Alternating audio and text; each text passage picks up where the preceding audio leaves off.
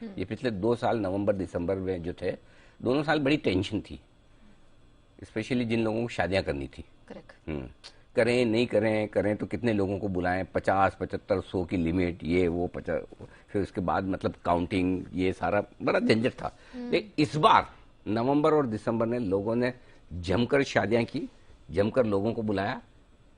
मैं भी कई सारी शादियों में गया, सेलिब्रेशन और खुल के हुआ। मतलब अब तो मालूम है ऐसा हो गया हाल नेहा कि पहले तो फिर भी सेलिब्रेशन लिमिटेड होते थे, अब तो कोविड के बाद तो लोगों को लगता है जो करना है, जितना खर्चा करना है, जितनी धूमधाम से करनी कर लो। Revenge wedding. हाँ, पता चला नहीं, पता चला मतलब क्या, कभी वापस कोविड आ गया ऊपर चले गए तो ये यहीं कहीं रह जाएगा। तो मतलब लोग है ना उस माहौल से बड़ा खर्चा कर रहे हैं। तो यही सारे माहौल का पूरा समअप करके आई है नूपुर।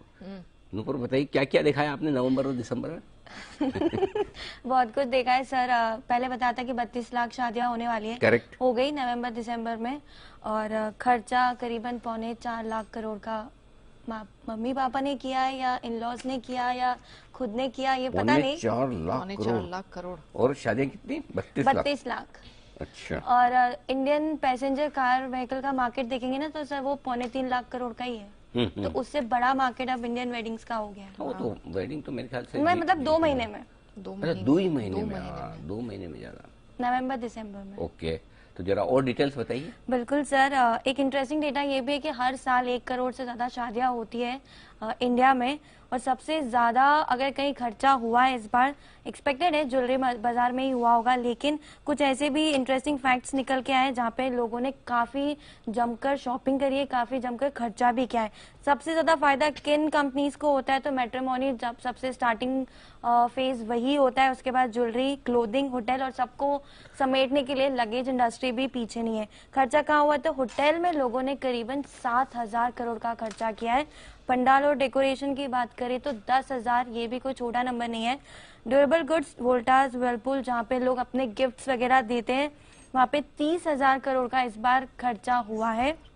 क्लोथिंग में करीबन लोगों ने 50,000 का खर्चा किया है, और ज्वेलरी बाजार देखे तो 90,000 का खर्चा यहाँ पर सामने आया है।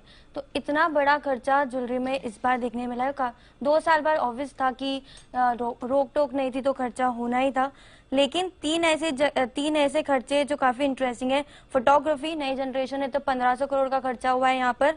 ब्राइडल मेहंदी, यहाँ पर 5,000 का खर्चा किया है दुल्हन अपनी ब्राइडल मेहंदी पे।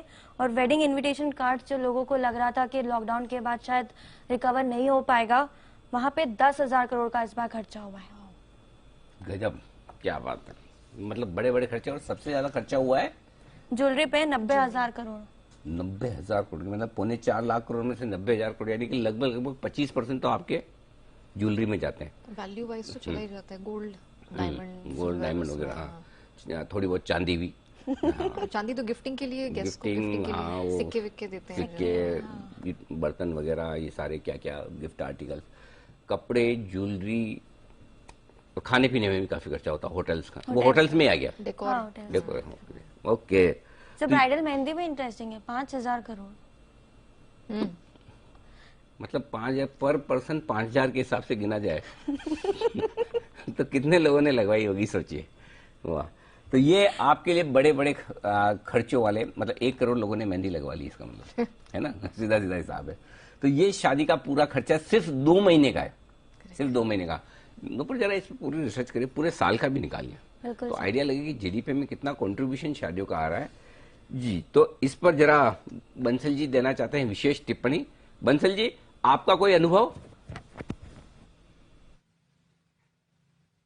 नहीं अनिल जी, अनुभव तो अनिल जी एक चीज, वैसे तो नूपुर अनिल जी बहुत अच्छा प्रेजेंटेशन देती है, बियर बन के आती है, तो अनिल जी वरुण के बाद किसी का बियर बनने में डर लगता है तो वो नूपुर का है। एक चीज मिस कर गई अनिल जी नूपुर, वो जो फोटोग्राफी होती है ना, जिसको वो अंग्रेज बड़े स्टाइल से फोटोग्राफी करके बोलते हैं अनिल जी, उस पर भी काफी बड़ा एक्सपेंस होता है आजकल। तो pre wedding, post wedding Anil ji सब कुछ होता है। हाँ। तो वो भी अनिल जी एक मेजर कंपोनेंट है, वो अनिल जी कवर नहीं हुआ।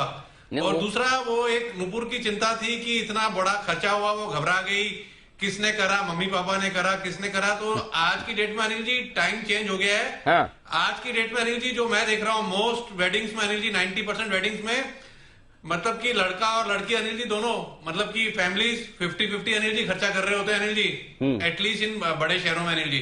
लेटेस्ट ट्रेंड अनिल जी ये दोनों तरफ से बराबर बराबर। बराबर। देखिए अनिल जी, आजकल की लड़कियां पढ़ी लिखी हैं, वो बिल्कुल नहीं चाहती कि उनके पेरेंट्स खर्चा करें, तो दोनों तरफ से बराबर बराबर होता है। बढ़िया। और चीजें अनिल जी बड़ी क्लियर होती है अनिल जी पहले से ही। तो आज का तो अनिल जी ट्रेंड यही है अनिल जी। वैसे ये बंसल जी का ऑब्जेक्शन फोटो शूट को लेकर, उसमें डाला नहीं डाला था फोटो शूट वाला? डाला है ना सर, 1500 करोड़ का खर्चा हुआ है। 1500 करोड़ का हुआ है बंसल जी, चिंता न करें। और उसका सबूत मैं भी हूँ। हाँ, मैं छुट्टी पे गया था घूमने नवंबर में, तो मैंने वहां पर प्री वेडिंग फोटो शूट होते देखा। जब मैंने जैकेट, इनर, स्वेटर, कान वान पे, सर पे सब लगा के रखा हुआ था, जब टेम्परेचर 0 के आसपास था वहां पे वैसा पूछो मत, सिर्फ सिंगल टी शर्ट टाइप वाले कपड़ों में प्री वेडिंग शूट हो रहा था। It's very interesting to watch. अरे इंटरेस्टिंग, उनको देख के हमको डर लग रही है, भाई कर कैसे रहे हो? लेकिन क्या है, जिसको शादी करनी होती है उसको बहुत गर्मी होती है, उन्हें 0 डिग्री टेम्परेचर से फर्क नहीं पड़ता। तो मतलब देख के, मेरे पास फोटो आपको दिखाऊंगा शो के बाद में, सच्ची मजाक नहीं कर। और वो भी कहाँ से, वो हॉट एयर बलून में से लिए मैंने, ऊपर से। अच्छा। हाँ, ऊपर से देखा, नीचे, अच्छा नीचे तो प्री वेडिंग शूट चल रहा है। गजब है। ये एक्चुअली इंडिया वाले कहाँ नहीं पहुंचे हैं पूरी दुनिया में। मतलब हमारे जमाने में शादी के बाद जहाँ नहीं पहुंच पाते थे, अब तो लोग शादी के पहले वहां पहुंच रहे हैं, वैसा हाल है। तो चलिए बढ़िया, ये है इंडिया की ग्रोथ में बढ़ाने वाला पूरा एक कंट्रीब्यूशन देश की शादियों की तरफ से। देश के सभी युवाओं का धन्यवाद जिन्होंने शादी की और देश की अर्थव्यवस्था को आगे बढ़ाया।